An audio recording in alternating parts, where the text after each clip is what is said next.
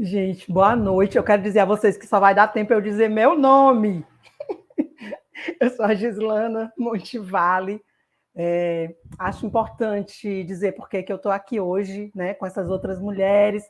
Nós representamos grande parte do movimento social de mulheres e nos representamos de muitos lugares que não são só a deficiência. Eu sou uma mulher cega, né? Acho importante apontar esse lugar, começando essa minha autodescrição. Sou uma mulher negra, não retinta, tenho pele marrom clara, estou com os cabelos presos numa faixa que foi bordada e feita pelas mulheres do meu estado. Estou com o cabelo trançado atrás da cabeça, tenho olhos castanhos, sobrancelhas escuras, lábios carnudos, uso fone de ouvido e visto uma maravilhosa camisa vermelha que ganhei de presente e que tem a cara do presidente Lula, feito de um modo muito interessante na xilogravura. Né? Acho importante dizer isso para falar um pouco desse lugar pelo qual eu me represento. Nesse momento, eu sou aluna cotista da Universidade Federal Fluminense, tenho orgulho de dizer isso para vocês.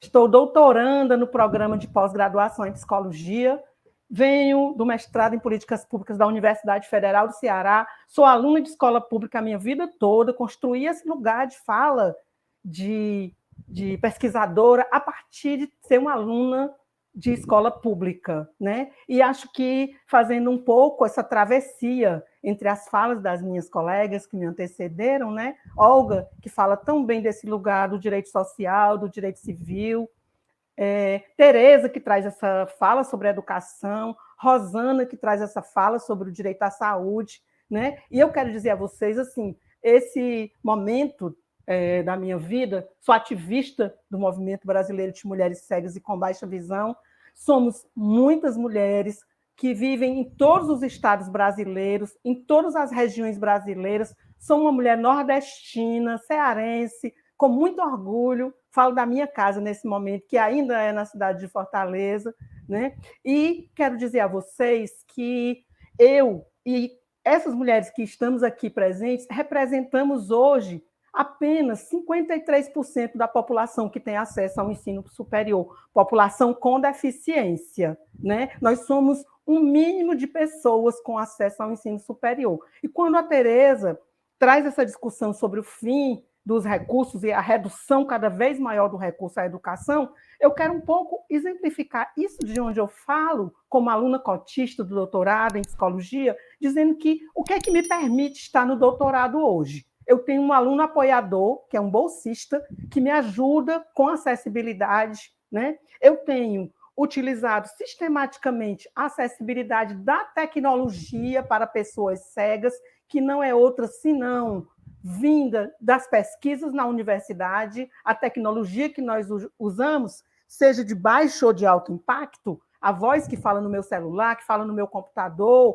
a bengala que me leva para a rua, isso é tecnologia que só é possível graças à pesquisa feita na universidade. E uma universidade que não tem como pagar os seus serviços básicos, não tem como manter nenhum de nós, seja pessoas com ou sem deficiência na escola. E aí a gente ficou muito falando aqui que estamos falando para mulheres. Na verdade, eu quero dizer que a gente fala mais do que para mulheres. A gente fala para as famílias das pessoas com deficiência, para os irmãos, para os pais, para os amigos. A gente fala para os cuidadores. Por quê? Porque essa é uma sociedade plural. No movimento de mulheres cegas que eu faço parte, nós somos cerca de mais de 80% de mulheres que vivem do benefício da prestação continuada.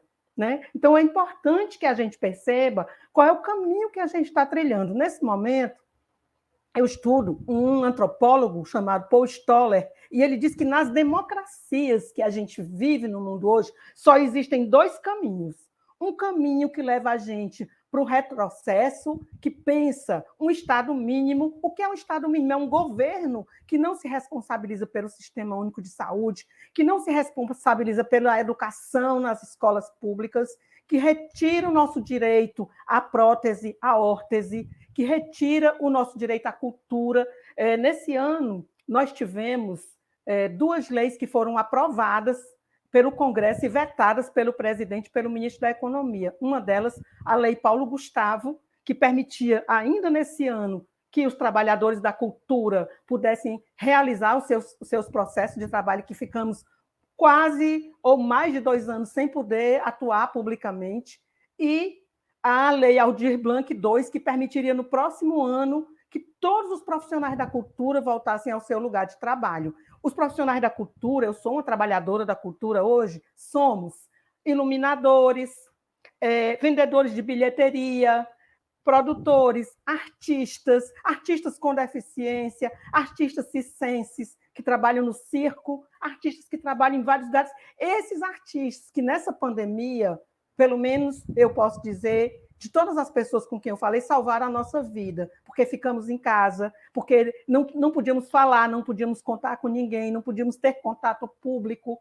não podíamos sair de casa, né? Então, essa condição dos artistas trabalharem, pelo menos, retomarem os seus lugares, sustentarem suas famílias, esse lugar acaba de ser retirado pelo governo federal quando vetou as 2 leis. Aí a gente fica pensando, essas mulheres saírem de casa, né, para vir aqui falar para a gente, para nos mostrar muitas perdas. Acho que é isso mesmo, acho que a gente tem que olhar para esse lugar das perdas e pensar que o Paul Stoller, ele também fala, esse antropólogo, que é um pesquisador, que eu leio nesse momento, ele diz que existem 2 caminhos e que existe um lugar que é o lugar da escolha, que as democracias elas precisam se pensar enquanto pessoas. A gente é mulher, a gente é criança, é jovem, é adulto, segmentos os mais diferentes, surdos, cegos, pessoas com deficiência física, com deficiência intelectual, autistas, pessoas com nanismo, sabe? E a gente fala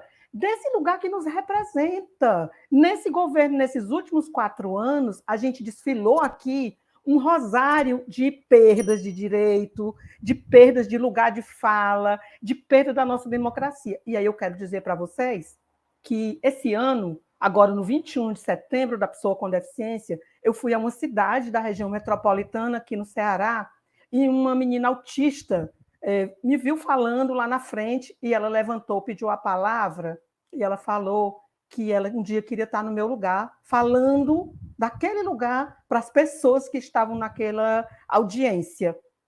E eu fico pensando, e é disso que a gente veio aqui falar. A gente veio falar das perdas, mas na intenção de apontar o caminho da esperança, gente. O caminho do diálogo, o caminho da retomada dos nossos direitos. Para aquela menina autista poder ocupar o lugar da mulher cega que falou no auditório da cidade de Maracanaú no dia 21 de setembro, ela precisa estudar, ela precisa sair de casa, ela precisa trabalhar, ela precisa ir para o ensino superior, como eu estou hoje. Então, esse lugar que a gente está dizendo, nós fazemos a escolha por esse lugar ou nós fazemos a escolha pelo não lugar? Não, a gente não quer os nossos direitos respeitados, a gente não quer ter direito à cidadania, a gente não quer ter direito à escola, a gente não quer ter direito ao BPC, a gente não quer ter direito à saúde, porque se a gente pensar que uma criança com deficiência, num município que tem 10 crianças surdas, onde essa criança vai estudar numa escola separada, segregada para 10 surdos?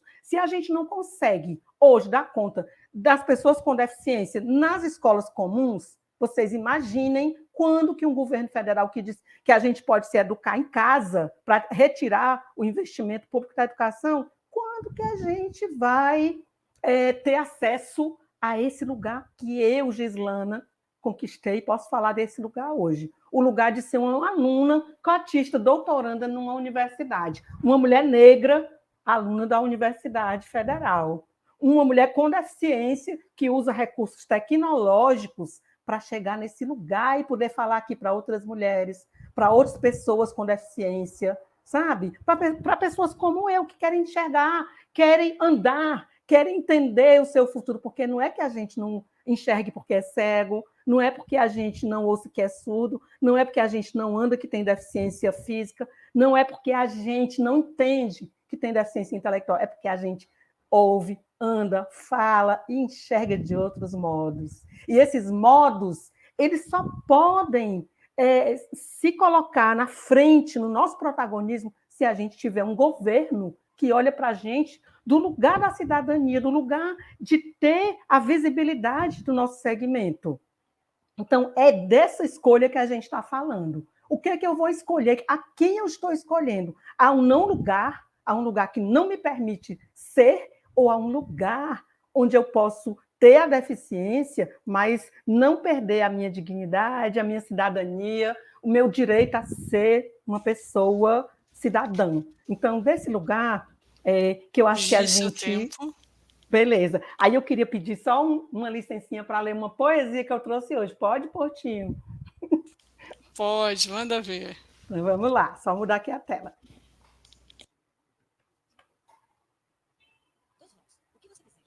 Abrir aqui. Minutinho, que eu tô só...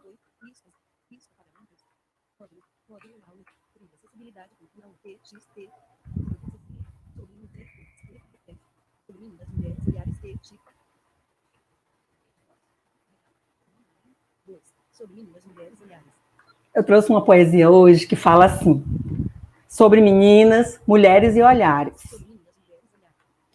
Era uma vez uma menina de olhos flamejantes, de olhos inebriantes.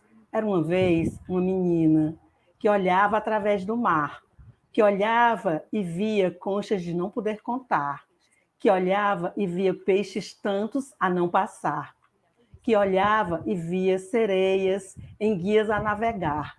Era uma vez uma menina que olhava através do céu, olhava e via estrelas, planetas, astros a cintilar. Olhava e via os deuses, todos grandes, majestosos, etéreos a confabular. Olhava, mas não podia dizer a ninguém ou contar. Bem soube, se dissesse, ninguém para acreditar. Era uma vez uma menina que olhava através das montanhas e via florestas e cachoeiras e bichos, fadas, duendes e rios, e flores, e cheiros e cores, mas não podia contar. Falar, ninguém acreditaria, melhor silenciar. Era uma vez uma menina, era uma vez uma mulher, que via através das gentes, via, mas não podia falar. Via sentimentos, via dores, via alentos, e via guerra, e via paz. Via amores e sofrimentos. E de tanto ver, não quis mais, não pôde mais enxergar. Se contasse o que via, quem iria acreditar? Era uma vez uma mulher que cerrou os olhos e disse a si nunca mais enxergar.